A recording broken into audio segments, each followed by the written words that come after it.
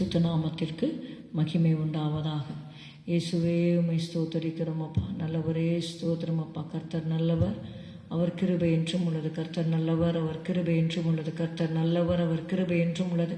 எங்களுடைய ஆவி ஆத்மா சரீரத்தை ஆண்டவரே படைக்கிறோம் அப்பா. உம்முடைய ரத்தத்தால் எங்களை கழுவும், எங்களை பரிசுத்தப்படுத்தும்.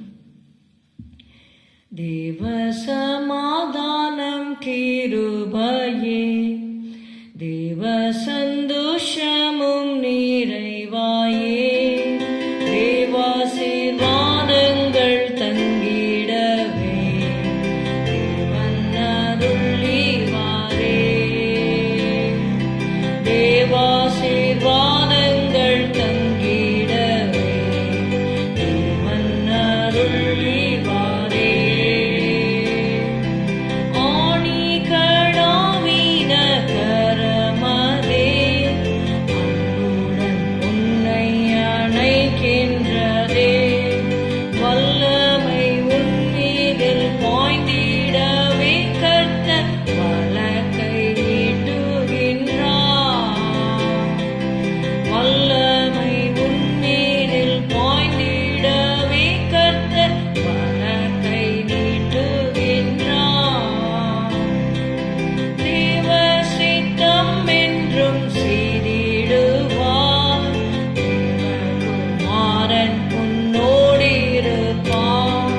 தேவ சித்தம் என்றும் செய்திடுவார். தேவகுமாரன் உன்னோடிருப்பார். உன்மேல் தம் கண் வைத்து ஆலோசனை தந்து உன்னை நடத்திடுவார். உன்மேல் தன் கண் வைத்து ஆலோசனை தந்து உன்னை நடத்திடுவார். தேவ சமாதானம் கிருபையே, தேவ சந்தோஷமும் நிறைவாயே, தேவாசீர்வாதங்கள் தங்கிடவே தேவன் அருளிவாரே. பிரசங்கி 11வது அதிகாரம் 4வது வசனம். எக்லீசியாஸ்டிஸ் 11:4. காற்றை கவனிக்கிறவன் விதைக்க மாட்டான், மேகங்களை நோக்குகிறவன் அறுக்க மாட்டான். Let's read Ecclesiastes chapter 11 and verse 4. He that observeth the wind shall not sow, and he that regardeth the clouds shall not reap. Amen. இங்க பார்க்கிறோம், காற்றை கவனிக்கிறவன் விதைக்க மாட்டான், மேகங்களை நோக்குகிறவன் அறுக்க மாட்டான். இங்க நீதிமொழிகளில் சில இடங்களில் பார்த்தீங்கன்னா எழுதியிருக்கும், வழியிலே சிங்கம் வீதியிலே கொலையுண்பேன் என்று சோம்பேறி சொல்லுவான். சோம்பேறி அப்படின்னா ஃபுல் அண்ட் ஃபுல் வேலையே செய்யாதவங்க அப்படின்னு சொல்ல முடியாது.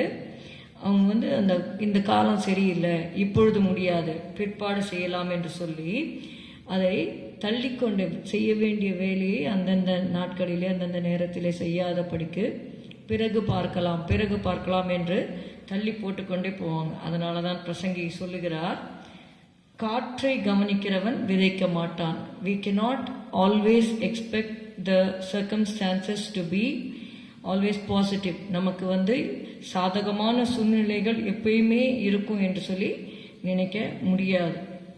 இயேசு சொன்னார், யோவான் 4வது அதிகாரம் 35-36, அறுப்பு காலம் வருகிறதற்கு இன்னும் 4 மாதம் செல்லும் என்று நீங்கள் சொல்லுகிறதில்லையா? இதோ வயல் நிலங்கள் இப்பொழுதே அறுப்புக்கு விளைந்திருக்கிறது என்று உங்கள் கண்களை ஏறெடுத்து பாருங்கள் என்று நான் உங்களுக்கு சொல்லுகிறேன். விதைக்கிறவனும் அறுக்கிறவனும் ஆகிய இருவரும் ஒருமித்து சந்தோஷப்படத்தக்கதாக அறுக்கிறவன் கூலியை வாங்கி நித்திய ஜீவனுக்காக பலனை சேர்த்து கொள்ளுகிறான். John 4:35 and 36. Say not ye that there are yet 4 months, and then cometh the harvest? Behold, I say unto you, lift up your eyes and look on the fields, for they are white already to harvest. And he that reapeth receiveth wages, and gathereth fruit unto eternal life, that both he that soweth and he that reapeth may rejoice together. Amen. இங்கே பார்க்கிறோம், நித்திய ஜீவனுக்காக பலனை சேர்த்து கொள்ளுகிறான் என்று சொல்லி பார்க்கிறப்போ நம்மளால விதைக்காமல் அறுக்க முடியாது. அதனாலதான் கவனிக்கிறவன் விதைக்க மாட்டான், மேகங்களை நோக்கிறவன் அறுக்க மாட்டான். நம்ம விதைக்க வேண்டிய அந்த காலத்தில் விதைக்க வேண்டும். அறுவடையை கர்த்தர் ஏற்ற நேரத்திலே தருவார். அதனால முதலாவது வசனத்தில் பார்க்குறோம், 11:1, 11வது அதிகாரம் 1வது வசனத்தில், உன் ஆகாரத்தை தண்ணீர்கள் மேல் போடு, அநேக நாட்களுக்கு பின்பு அதன் பலனை காண்பாய். நாம சத்தியத்தை சொல்லிக்கொண்டே இருக்க வேண்டும். கர்த்தர் ஏற்ற வேளையிலே அறுக்கும்படி செய்வார். சங்கீதம் 126 கூட நம்ம வாசிக்கிறோம், 5:6, கண்ணீரோடு விதைக்கிறவர்கள் கம்பீரத்தோடே அறுப்பார்கள். அள்ளித்தூவும் விதையை சுமக்கிறவன் அழுது கொண்டு போகிறான், ஆனாலும் தன் அறுத்த அரிகளை சுமந்து கொண்டு கம்பீரத்தோடே திரும்பி வருவான். He that soweth in tears shall reap in joy. Surely he will come rejoicing. நிச்சயமாகவே நம்ம விதைப்பு என்று ஒன்று இருந்தால் நிச்சயமாக அறுப்பு ஒன்று தேவன் வைத்திருக்கிறார். இந்த உலகத்துல வேணா அவங்க விதைக்கிறாங்க, ஒரு புயல் வருது, அந்த வயல் நிலங்கள் சேதமாகிறது என்று சொல்லி அந்த ஃபார்மர்ஸ் எல்லாம் ஸ்ட்ரைக் பண்றது, இதெல்லாம் நம்ம கேள்விப்படுகிறோம். ஆனால் தேவனுடைய ராஜ்யத்தில் அப்படி கிடையாது.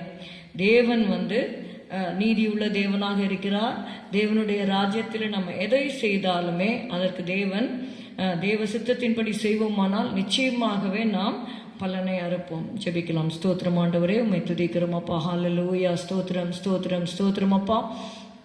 ஹல்லேலூயா. ஆண்டவரே, காற்றை கவனிக்கிறவன் விதைக்க மாட்டான், மேகங்களை நோக்குகிறவன் அறுக்க மாட்டான் என்று ஆண்டவரே எழுதப்பட்டிருக்கிறதப்பா. நாங்கள் ஆண்டவரே இயேசுவே அப்பா, எங்களுக்கு செய்ய வேண்டிய வேலைகள் ஆண்டவரே அப்பா, சத்தியத்தை சொல்ல வேண்டிய காரியங்கள் எல்லாவற்றையும் ஆண்டவரே அந்தந்த நேரத்திலே ஆண்டவரே பரிசுத்த ஆவியானவர் சொல்லும் பொழுது அதை நாங்கள் ஆண்டவரே அப்பா சூழ்நிலையை பார்க்காதபடிக்கு தேவனே உம்முடைய சித்தத்தை நாங்கள் செய்ய ஆண்டவரே நீர் எங்களுக்கு பலப்படுத்தும் ஆண்டப்பா. அப்பா ஸ்தோத்திரம் ஆண்டவரே, உம்மை துதிக்கிறோம் ஆண்டவரே, எங்களுக்கு கிருபை தந்து வழி நடத்துங்க ஆண்டவரே.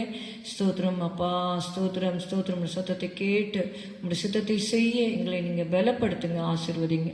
இயேசுவின் நாமத்தில் பிதாவே, ஆமென். எல்லாரும் சேர்ந்து சொல்லுவோம். என் ஆத்துமாவே கர்த்தரை ஸ்தோத்திரி, என் முழு உள்ளமையோட பரிசுத்த நாமத்தை ஸ்தோத்திரி. என் ஆத்துமாவே கர்த்தரை ஸ்தோத்திரி, கர்த்தர் செய்த சகல உபகாரங்களை மறவாதே. Good morning. Have a good day. God bless you.